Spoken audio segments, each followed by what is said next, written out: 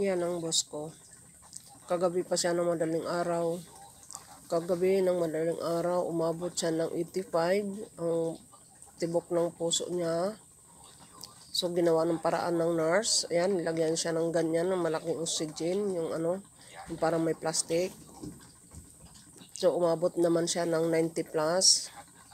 So, tinanggal nila ang monitor. Minonitor po siya magdamag. 1:30, nagising po ako. Dahil inaasikaso po siya ng nurse. Pag madaling araw kasi hindi po nanggigising ang mga nurse. Sa mga nagbabantay, sila pong gumagawa ng lahat. So, ako kasi madali ako magising. Pag may narinig po akong kalaskas, yan, sinaksyon po siya. Wala po silang nakuhang plima. Dahil maghapon, hindi lang po 5 o 4 ako nagsasaksyon sa kanya. Dahil nagbabara po ang kanyang lalamunan. Tapos kahapon kinunan din po siya ulit yung sa utak, tinis ulit ang utak niya. Tapos isang araw naman yung sa heart niya.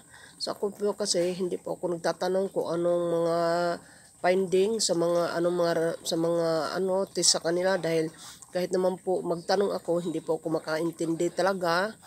Ayaw ko po magmagaling kasi ang katuwiran ko, sila ang doktor, sila gid nakakaalam.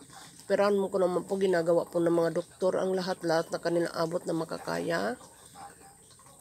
So, tinanggal po ang monitor kanina ng alas 8. Ayan, bumalik po ang nurse ng alas 8:30.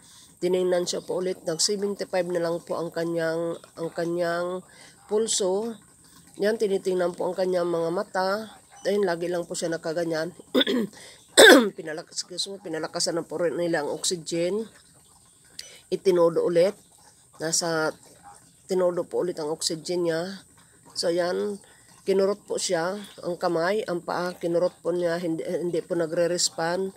Tapos sabi ng nurse, babalikan po nila ulit maya-maya konti. Ititingnan nila kung tumaas ba ulit ang tibok ng puso niya. So yan po siya.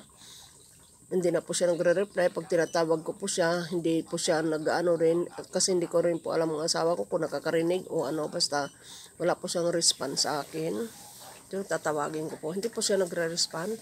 So yung sa pagsaksyon po, ayan, dinikit lang sa bunganga ng nurse. Hindi po tinanggal.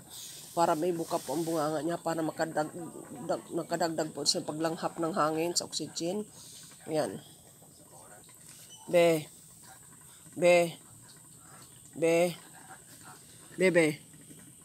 narinig mo ako, be?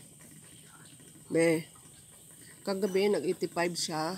Tumayo agad ako, hinalikan-halikan ko po siya. Tapos niyayakap-yakap. Ayan, tumaas po ang pulso niya ulit. Umabot na 90 plus. Yan, kinausap ko po siya na wag bibigay ng madaling araw. Kung gusto niya bumigay araw, para naman makakapunta dito ang mga pamangkin niya at saka kapatid niya. Kung sakali, yan. Alam ko naman po, hirap na po siya.